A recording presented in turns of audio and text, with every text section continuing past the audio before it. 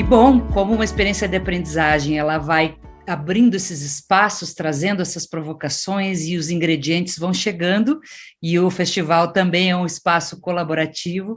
Eu quero convidar mais uma pessoa muito bacana para estar aqui com a gente, que tem uma experiência maravilhosa, assim como a Flora, a Mônica, que é quem eu estou chamando aqui, é alguém que quando eu assisto palestra dela eu fico assim babando, com o olhinho brilhando, e falo, ai, quando eu crescer eu quero ser que nem ela.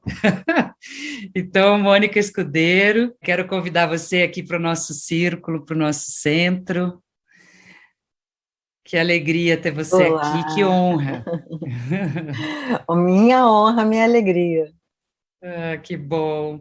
Gente, a Mônica trabalha na ANAC, na Agência Nacional de Aviação Civil, ela é também professora do ITA, na área de psicologia da aviação, uma pessoa que tem uma vasta experiência com aprendizagem, como psicóloga, antes mesmo de trabalhar com fatores de risco, ela nos contou que ela trabalhou também com aprendizagem de crianças e outros contextos, então ela tem aí muita coisa para compartilhar com a gente sobre o nosso tema de hoje, que é como a gente conecta a aprendizagem e cuidado para desenvolver esses espaços onde a vida humana importe muito, que é o nosso espírito aqui. Mônica, o bastão está contigo, o nosso palco é todo seu, muito grata por ter aceitado o nosso convite, viu? Imagina, esse festival tô adorando. E Que estou aqui gostoso. com a nossa canequinha. Eu também. Eu sei que os safety labbers, todos que estão aí, também estão. Tem uns que estão com vinho, que eu já dei olhando nos grupos aqui do WhatsApp, tem os labbers que já estão até no happy hour. Isso aí, gente. Cada um escolhe como quer viver uma experiência de aprendizagem. Aí estamos praticando. Eu compartilho agora minha tela, é isso? Sim, Mônica, por favor. Tá, então É, deixa eu ver lá.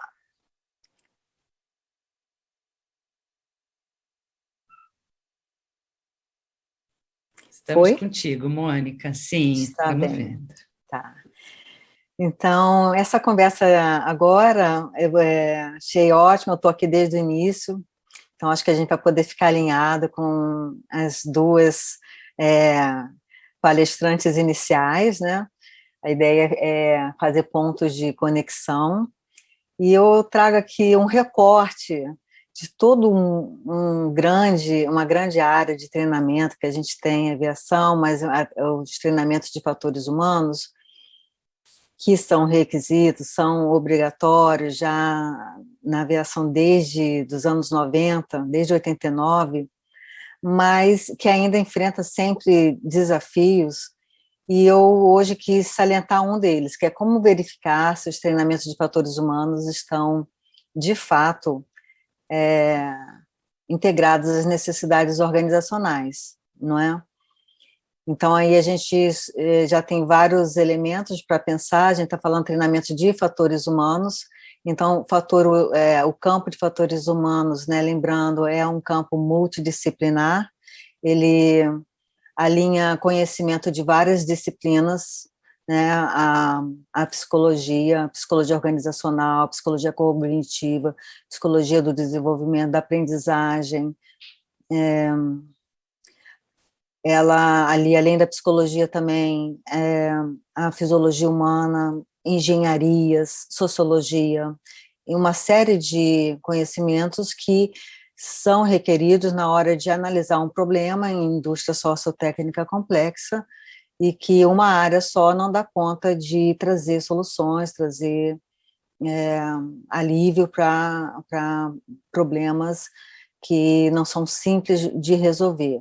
A gente está falando de grandes organizações, mesmo que não sejam muito grandes, mas elas são complexas porque elas têm uma interdependência de vários setores para funcionar, são sistêmicas, elas lidam com equipamentos de alta tecnologia e normalmente lidando com risco, né, com a gestão do risco, para garantir que as operações sejam mantidas sempre no nível mínimo possível desse risco a ocorrer, protegendo assim as pessoas e os equipamentos do próprio negócio, né. Então, essa área de fatores humanos, ela é uma área multidisciplinar, então já começa por aí. Então, um indivíduo só não costuma dar conta, por mais que ele seja bem treinado, bem capacitado, experiente. Então, há que se trazer pessoas de mais de uma área de conhecimento. Normalmente, os treinamentos, eles estão também, além disso, trazer o pessoal das operações, para que tudo funcione, né? Toda a organização funciona, por exemplo, na aviação, levar pessoas e cargas do ponto A ao ponto B em segurança. Então, existe toda uma indústria aérea, toda uma infraestrutura aeronáutica, composta de escolas de aviação, centros de treinamento, empresas aéreas, manutenções aeronáuticas, infraestrutura aeroportuária, navegação aérea, radares espalhados no país inteiro. Tudo isso funciona para quê? Para que a tripulação conduza pessoas e cargas do ponto A ao B em segurança. Muito bem, quando a gente vai falar de fatores humanos, a gente não está falando de como pilotar uma aeronave ou como navegar no espaço aéreo essa aeronave. A gente está falando como eu vou lidar com o outro, como eu vou ser um efetivo membro de equipe, né?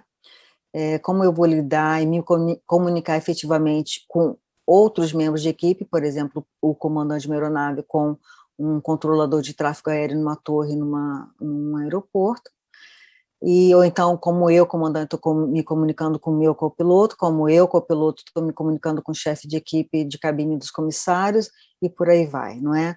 Então, e a gente precisa saber como que esses grupamentos vão ser treinados nessas habilidades que a gente já foi falado, a gente vai explicar um pouquinho mais também, o que sejam habilidades não técnicas, e que elas têm que responder às necessidades organizacionais. Então, há que ter uma análise de quais são as necessidades da organização, né? Então, é um ponto crítico, verificar se os treinamentos, os fatores humanos estão, de fato, integrados às necessidades organizacionais, vamos fazer um curso, Juliana? Só isso aí já daria um curso. Mas vão avançar. Eu trouxe aqui uma fala do Frank Borman, que foi um piloto incrível, um piloto da Força Aérea dos Estados Unidos, ele foi também um piloto de teste, né? Piloto de teste é aquele que vai testar o envelope da aeronave enquanto ela está em processo de certificação. Então, é muito cálculo, muito planejamento, muita comunicação efetiva, muito trabalho de equipe real para que esse ensaio em voo de uma aeronave ainda, certificação, não traga intercorrências desastrosas, não é? E, além disso, ele foi astronauta, ainda está além disso, ele foi um astronauta, né? E ele disse uma frase muito interessante, que é: o piloto excepcional usa seu julgamento excepcional para evitar situações que requeiram o uso de suas habilidades excepcionais. Eu acho muito interessante, essa frase costuma ser introduzida em vários treinamentos, quando a gente vai dar treinamento do processo de tomada de decisão no ambiente aeronáutico, enfim, em proficiência, níveis de elevação do comandante, quando vai fazer o treinamento de copiloto para comandante. Essa frase sempre surge, porque olha que interessante, né? O piloto proficiente, né, ele vai usar todas as suas habilidades, né, diagnóstica de uma situação complexa, com várias variáveis não controláveis, né, durante a trajetória de voo. Algumas são, outras não, ocorrem durante, né, a operação, e ele precisa se atualizar o tempo inteiro nessas avaliações, né, saber onde está, se está no momento certo onde deveria estar. Eu estou falando de nível de voo, de passar pelo ponto de início de descida de uma aeronave para começar a descida para uma aproximação, um pouso, lembrando que as aerovias estão compartilhadas com todo um tráfego aéreo, né? Então, ele precisa estar o tempo inteiro ciente de onde ele está, o que está fazendo, projetando no futuro próximo e checando se está onde deveria estar, na velocidade que deveria estar, cruzando os pontos dessa aerovia conforme o controle de tráfego aéreo orientou no plano e atualizou de acordo com seus planos de voo, comunicando com o seu copiloto, comunicando com a empresa aérea, então, esse tempo inteiro. Mas para quê? Olha só, para evitar situações que requeram o uso de suas habilidades excepcionais.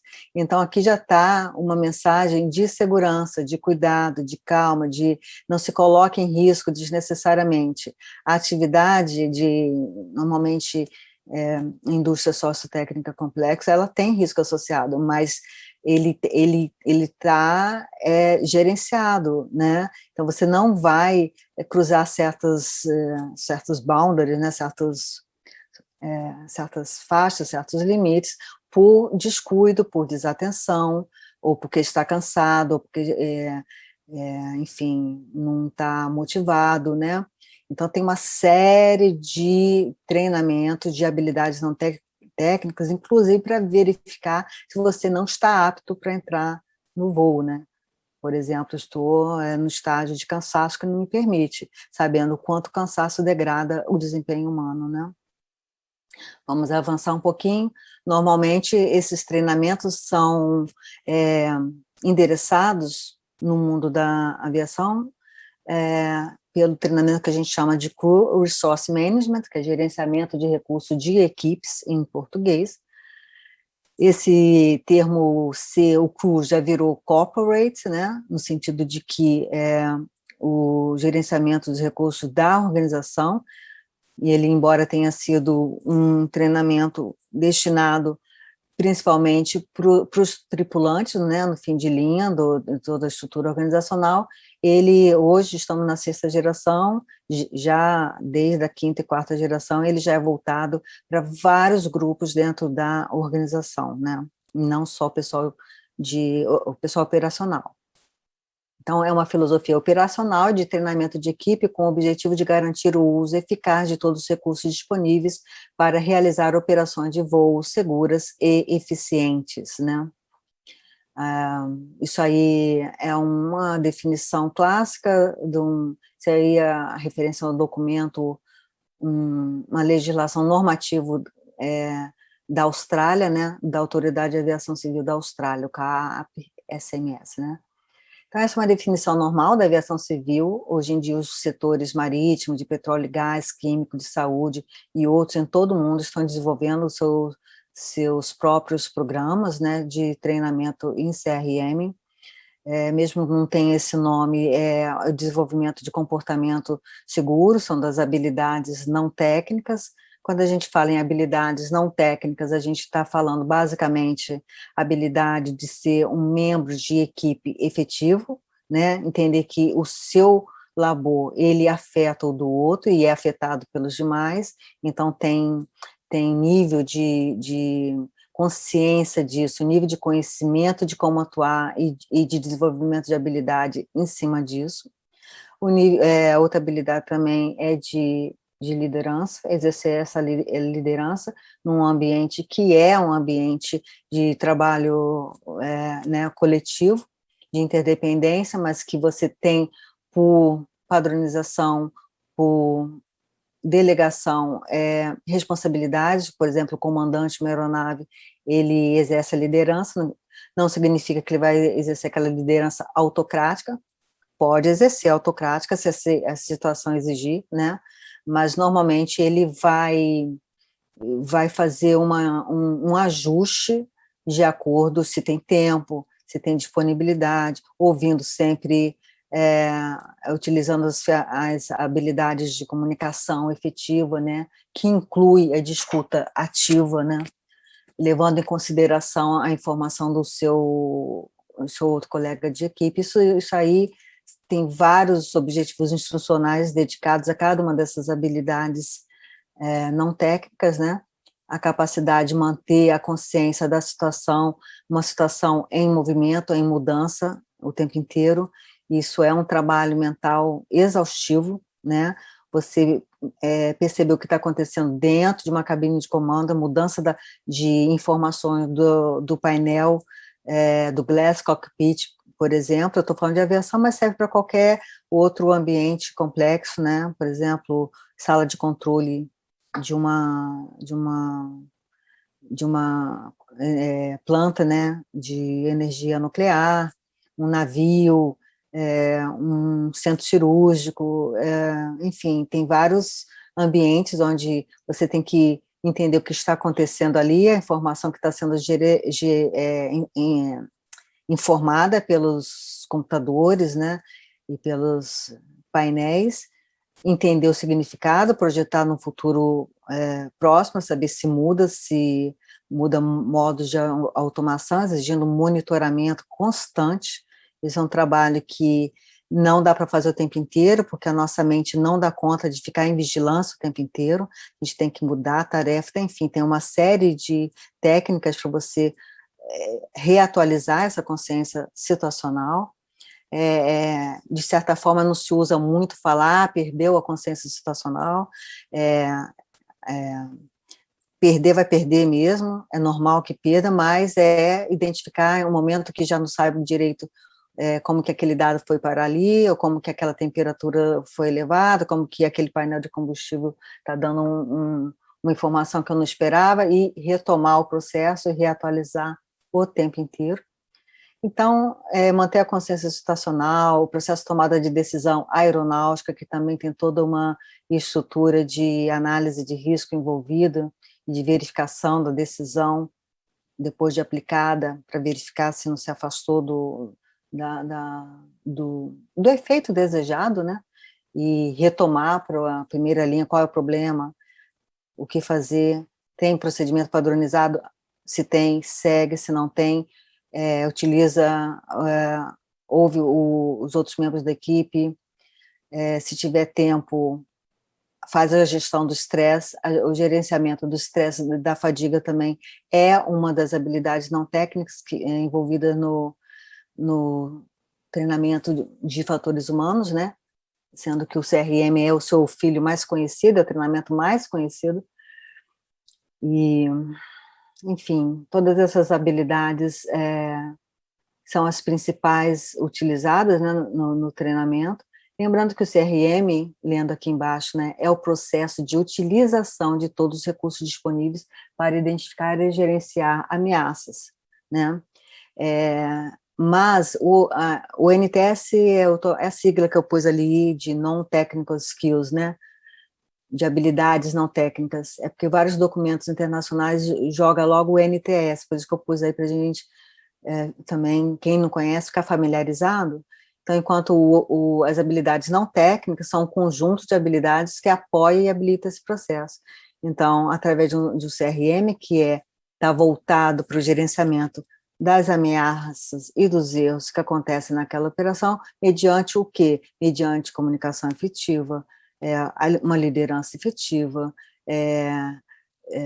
a manutenção da consciência situacional, do monitoramento, da vigilância, da gestão da automação e por aí vai, da gestão do estresse.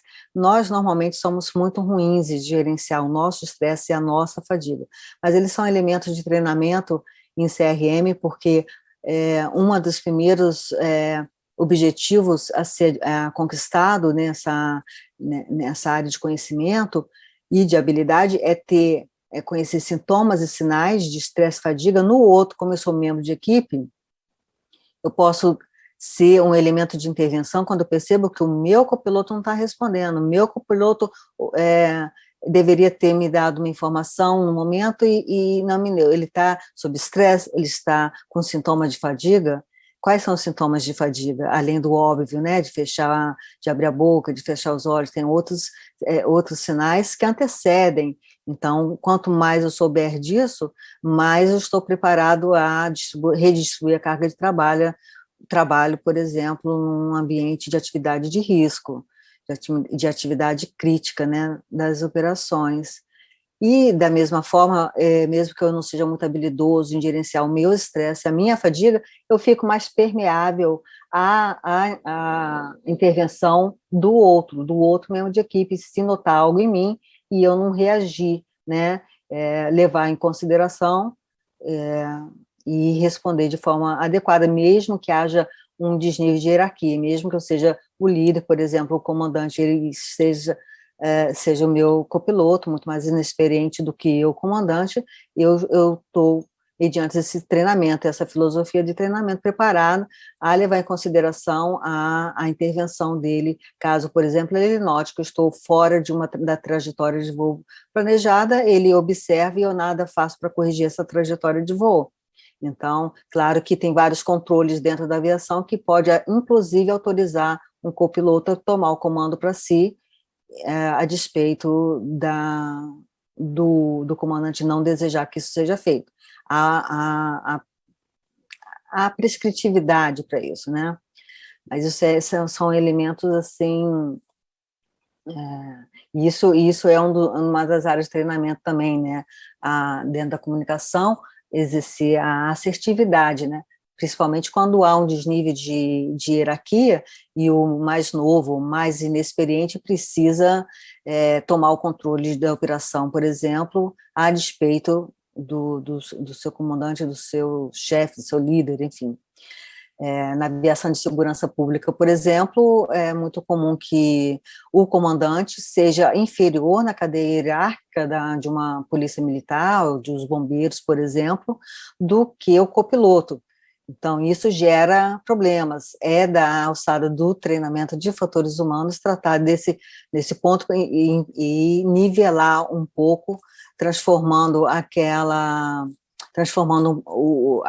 operação com foco na segurança o tempo inteiro, e naquele momento quem é o comandante pode ser alguém de nível hierárquico inferior.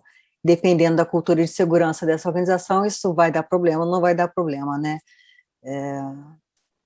Mas daqui a pouco a gente fala sobre cultura de segurança da organização, não é? Então, basicamente, o CRM é o treinamento padrão dos fatores humanos, as habilidades não técnicas principais são essas. Cada caixinha dessa, elas têm um mundo dentro da ementa, né? Não é um tipo de treinamento que seja feito de uma vez só, né? Mas a gente está falando que o treinamento tem que atender às necessidades da organização, né? E como definir, né? Como a minha organização é como? Quais são os principais? Como ela se define? Como ela se apresenta no negócio, na indústria, né? Qual é a personalidade da minha empresa? Muitas vezes, se você perguntar para um gestor, ele não vai saber definir bem, da mesma forma que nós, quando perguntam, como defina-se, né? É uma tarefa, às vezes, complexa, a gente muitas vezes não sabe identificar nossas forças, nossas fraquezas, a gente muitas vezes distorce, né? Projeta, desloca, enfim, nega e temos pontos cegos. A organização também, se não é uma organização voltada a se conhecer, mediante vários métodos de análise de investigação interna, ela vai estar toda meio desincrônica, né? Várias pessoas remando para lados diferentes, podem estar até todos trabalhando muito, mas não está movimentando para um objetivo. Muitas vezes o objetivo ainda não está muito claro. Então, quanto mais a organização se estudar, né, coletar dados, não só dados de acidentes ou de incidentes, mas coletar qualidade, toda a gestão da qualidade dela, auditorias internas, verificar se ela está tendo políticas que estão uma afetando na outra, gerando lá no operador, no final, problemas de informações ambíguas, por exemplo. Há que se ter uma organização que queira se estudar e queira aprender consigo mesma, né? Isso é um processo de vida inteira, né? De organização, assim, é um trabalho contínuo, né? E aí, essa dificuldade, como conhecer? E quando a gente está envolvido em treinamento, o treinamento, se não tiver coerente com essas necessidades da organização, eles perdem muito o seu poder de transformação, esse poder de capacitar ainda mais esses operadores, esses indivíduos adultos altamente qualificados, que foram recrutados, selecionados, contratados, recebem treinamentos constantes para eles aplicarem o seu melhor, se não tiver uma coerência. Então, eu trouxe um pouco do Degani e do Wiener.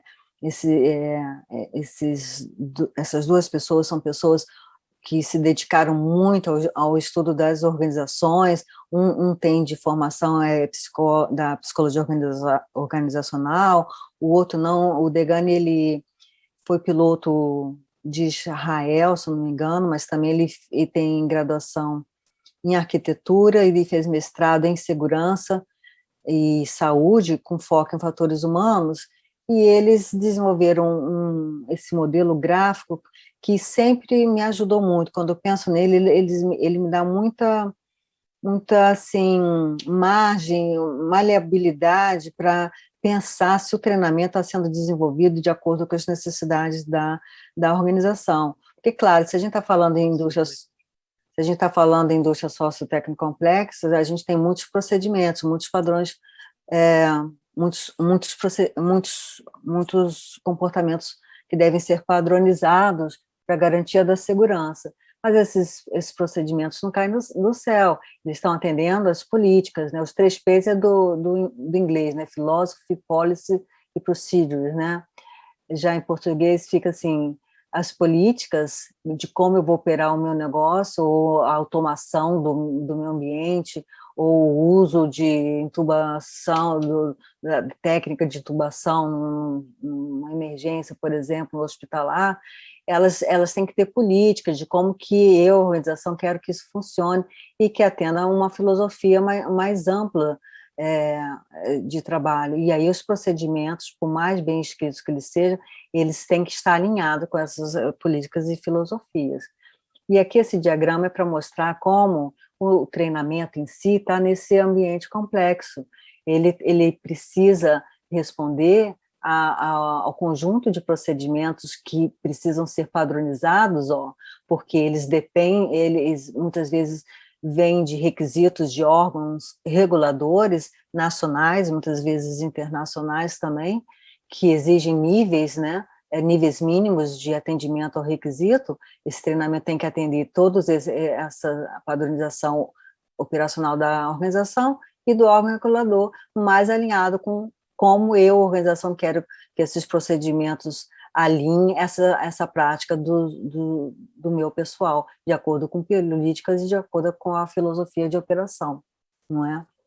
Então, uma vez desenhado, planejado esse treinamento para atender esses objetivos que foram já delineados em níveis mais altos da organização, e em nível tático, né, desenvolver os procedimentos, o pessoal de treinamento precisa naturalmente ser preparado e bem treinado, de preferência equipe multidisciplinar, estamos falando de fatores humanos, para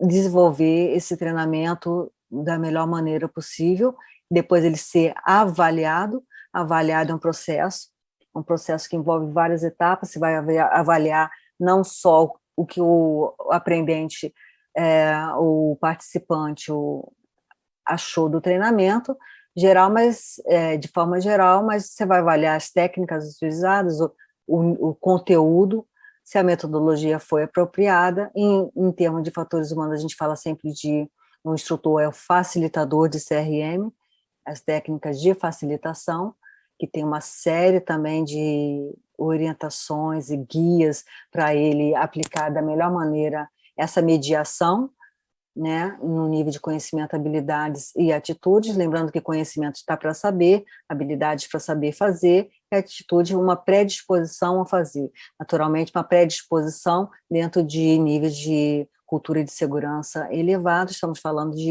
de atividade de risco, né?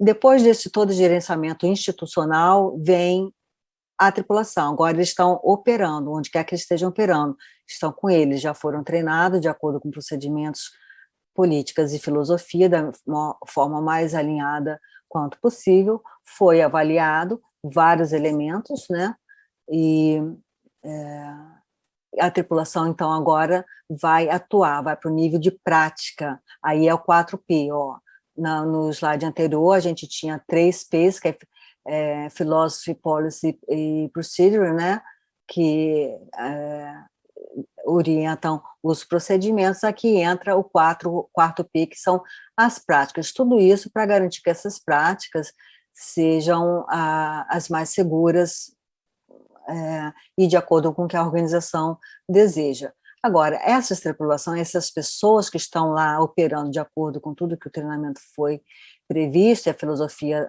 organizacional, ele traz também características individuais. É o jeito dele, a singularidade dele, seus valores, sua atitude, seu nível de experiência. Ele vai transformar isso tudo que a organização ofereceu a ele e, junto com a sua experiência, seu background, seu estilo de ser, ele vai atuar, de acordo com os procedimentos padronizados para as atividades, ele vai exercer sua prática. Nessa prática, há uma flexibilidade, né, esses indivíduos são altamente capacitados, estão operando equipamentos de alta tecnologia, eles não são pessoas para, como se a gente fala, pessoas para, como se diz, aplicadores de procedimentos, eles são muito mais do que isso, eles são os principais recursos de qualquer organização, porque nem tudo está padronizado, tá bom, e as técnicas, então, têm uma flexibilidade. Além disso, nas práticas, vai ser ainda outro nível de avaliação, que é a avaliação em voo, né? Aqui nessa avaliação também tem a avaliação em simuladores, onde a equipe vai ser avaliada mediante um modelo que existe um padrão de comparação, né? O simulador reflete a trajetória de voo o mais real quanto possível, exercendo todas as forças aerodinâmicas, e há uma avaliação com modelos de CRM por indicadores comportamentais, que devem ser treinados também. Esses treinamentos, claro, são periódicos, consecutivos, vão evoluindo de acordo com o nível de dificuldade, vão lembrar a taxonomia de Bloom, né? Por isso que eles são periódicos, são repetitivos, para então gerar o resultado do sistema. Então, eu gosto desse diagrama para a gente ver como o treinamento, ele precisa conversar com toda essa estrutura organizacional e depois alinhar com sistemas de avaliação. Vamos ver alguns sintomas de que o treinamento não atende às necessidades da organização, não atende.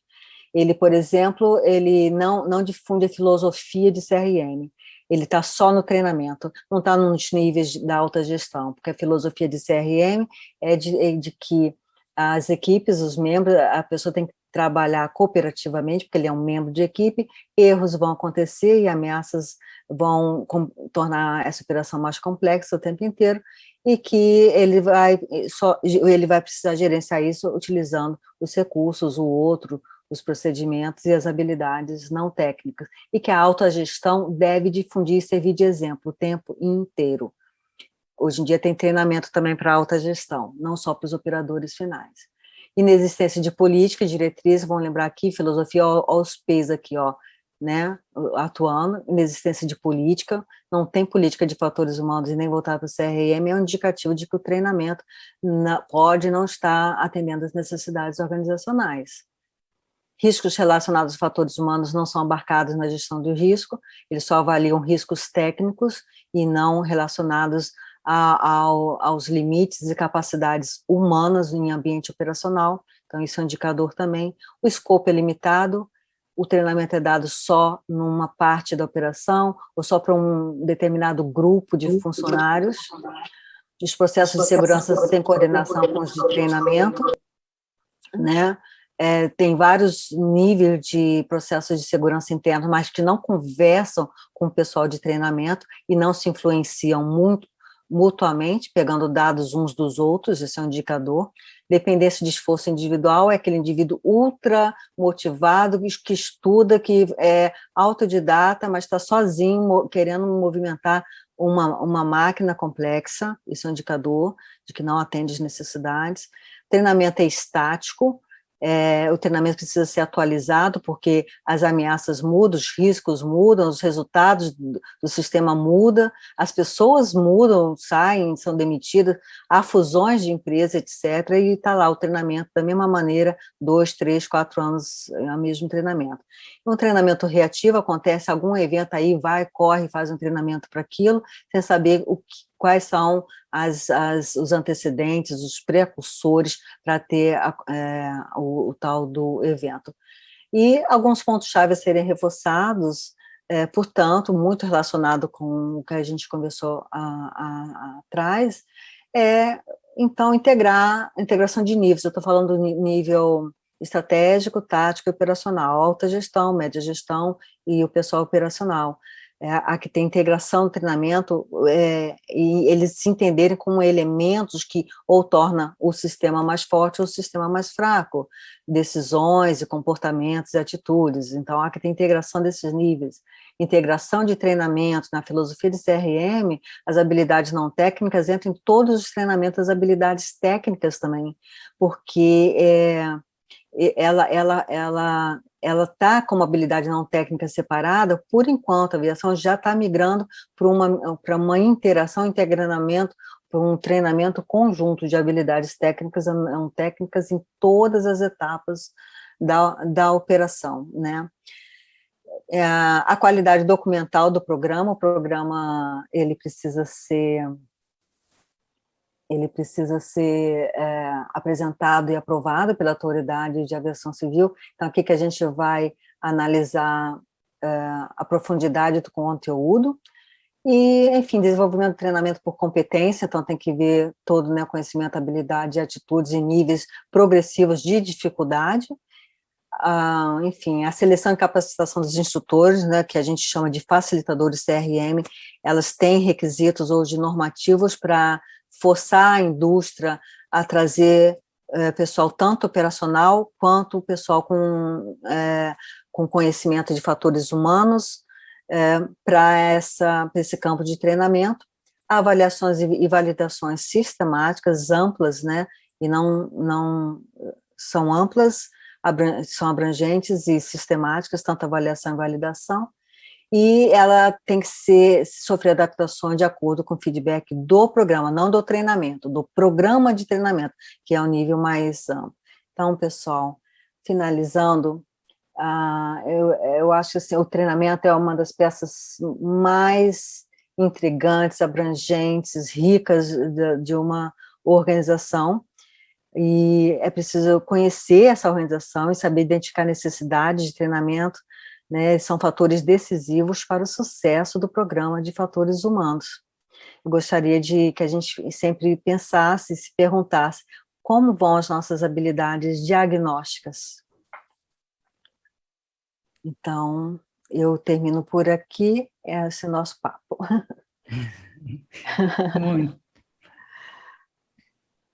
Muito bom, Mônica. Nossa, muito grato também por essas contribuições. Olha como é que é pensar. A gente veio pensando cuidado e aprendizagem num nível mais filosófico. A Flora trouxe para a gente esse olhar do processo de aprendizagem, e a Mônica traz para nós a complexidade que é tratar desses temas, né, Mônica, dentro desse espaço aonde tantas variáveis precisam ser cuidadas, o risco é altíssimo, e é um refinamento que eu acho que você ajudou a gente a olhar esse universo de uma forma incrível. Que bom. Sim. É complexo mesmo, e não é fácil. A gente vê muito na indústria treinamentos desconexos que atendem só o programa requerido pelo órgão regulador, mas que não estudou a própria organização. A gente chama de treinamento de prateleira, né, para só praticar o compliance lá, né, e infelizmente estão rasgando dinheiro e tempo e não estão tornando a empresa mais robusta em termos de segurança, né. Sim, com certeza. Tem uma pergunta aqui, eu não estou conseguindo abrir ela não está aparecendo toda para mim. Se você estiver aparecendo para você, por favor. Eu não vejo. Ah, tá, aqui está aparecendo.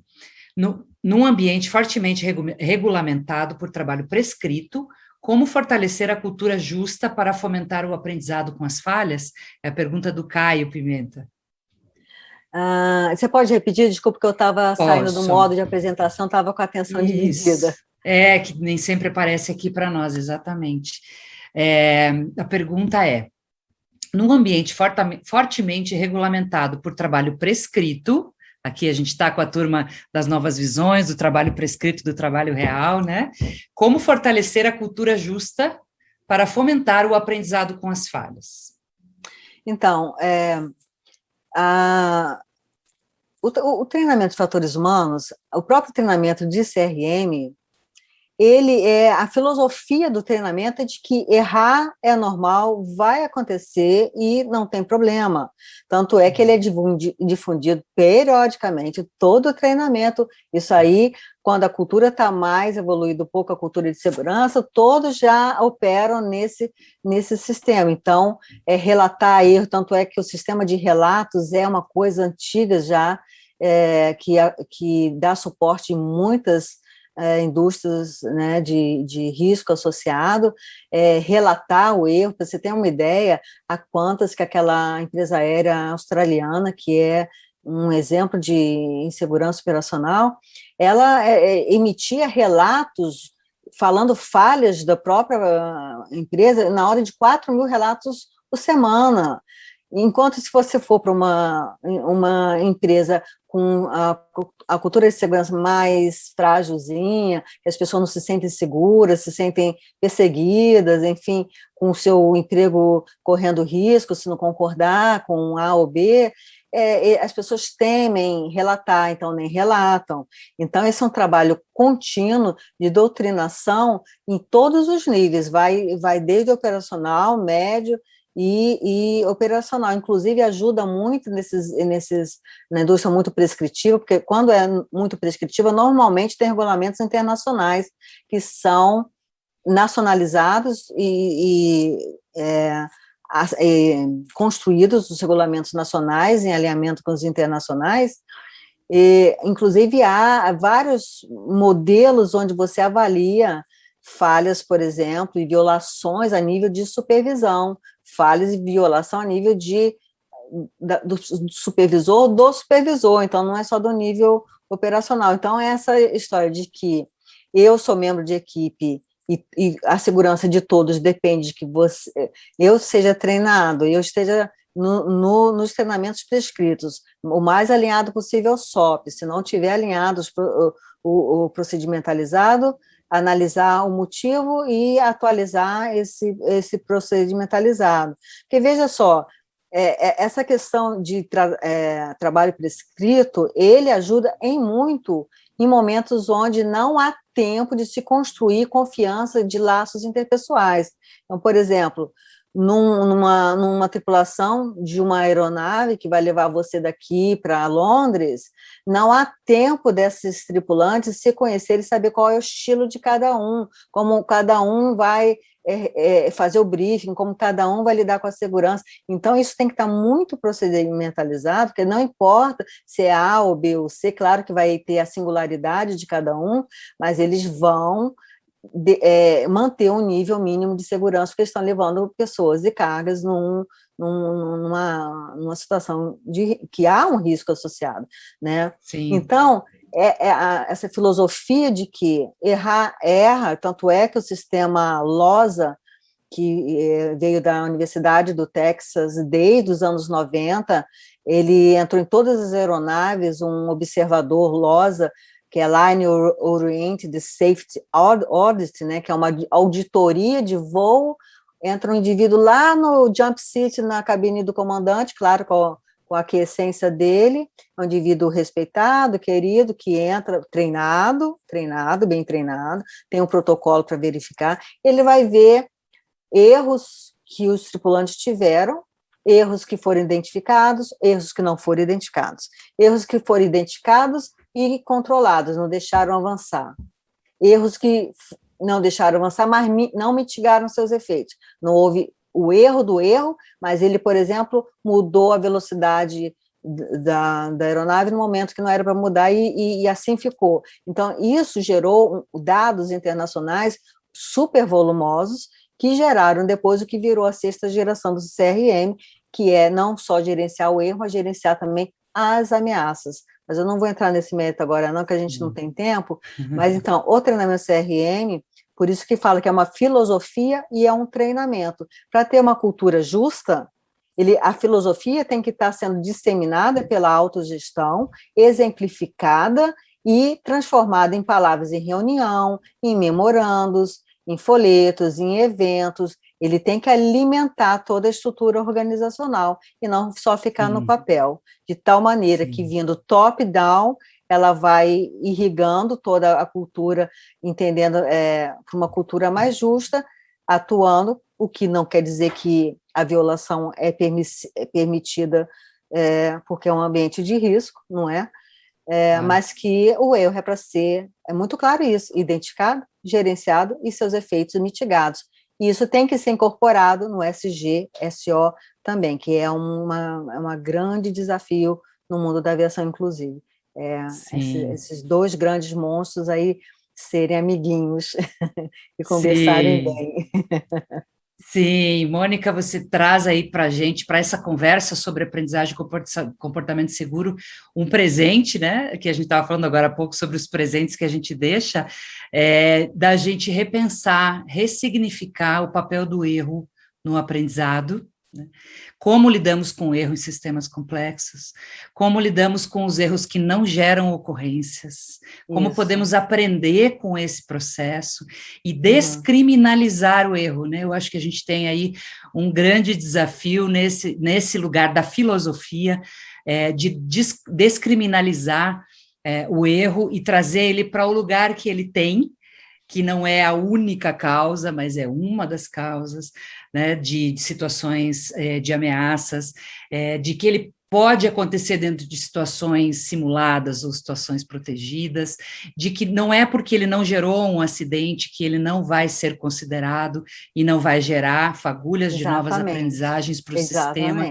Então, acho que isso Porque aí você vai tornar o sistema mais isso. robusto. Né? Exatamente. Aprender o que chama de a organização aprendente, né? Isso, exatamente. Ela aprende com os próprios erros.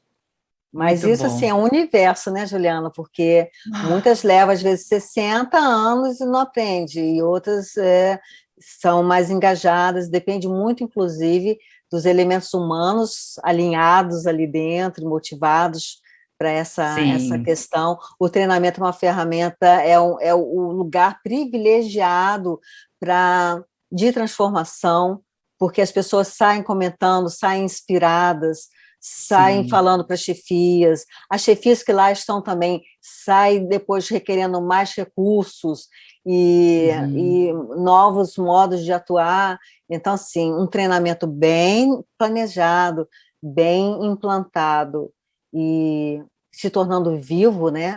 Tem que estar vivo, conversando pulsante. Com aqueles.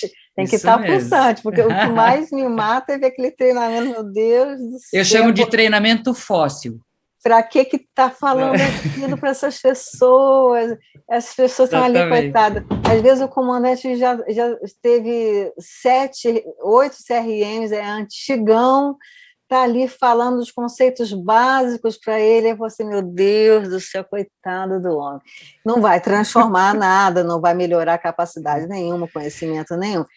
Ele só vai lá melhorar a cara de paisagem dele, né? Fazer de conta que está prestando atenção.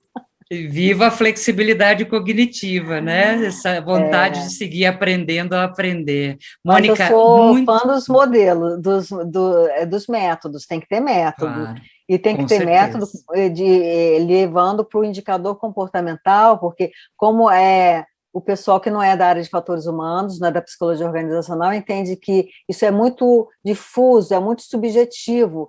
Então, como para eles é muito difuso e subjetivo, eles falam, não quero, deixa eu ficar aqui no treinamento técnico. E aí você precisa mostrar que não, hoje em dia, há muito tempo, você tem modelos que quebram essa subjetividade em categorias com definições operacionais. Dessas definições operacionais vão para os indicadores comportamentais, aceitáveis e não aceitáveis, que podem ser treinados para os seus facilitadores e levados em simuladores. Então, depois verificar se na operação estão sendo empregados. Então, eles conseguem ver. Quando eles conseguem ver, eles começam a valorizar os fatores humanos. Agora eu tenho comandantes que não entram no simulador para fazer cheque de outros pilotos aqui ou no exterior, sem a folhinha de cópia dele do modelo de avaliação, do modelo NOTEX, de avaliação das habilidades de CRM, porque ele dá uma mapeada. É claro que isso aí é para ser customizado para cada organização, não é para ser usado igual para todo mundo, né? O que Claro. acontece também, muitas pessoas usam igual para todo mundo, mas não é para ser assim. Sim, então quando a gente conecta a subjetividade com a objetividade, a gente gera benefício para todos os lados. Muito grata, Mônica, quero te agradecer demais pelo teu tempo, por todo esse conhecimento compartilhado. No chat as pessoas estão ali com vários comentários de parabéns, perguntas interessantes ainda, então eu te convido para seguir com a gente, olhando e acompanhando ali a turma que está celebrando, vibrando e instigada com tudo isso que você nos apresentou. Muito obrigada, Mônica. Parabéns a vocês todos, educadores, Obrigada. cuidadores. Todos nós.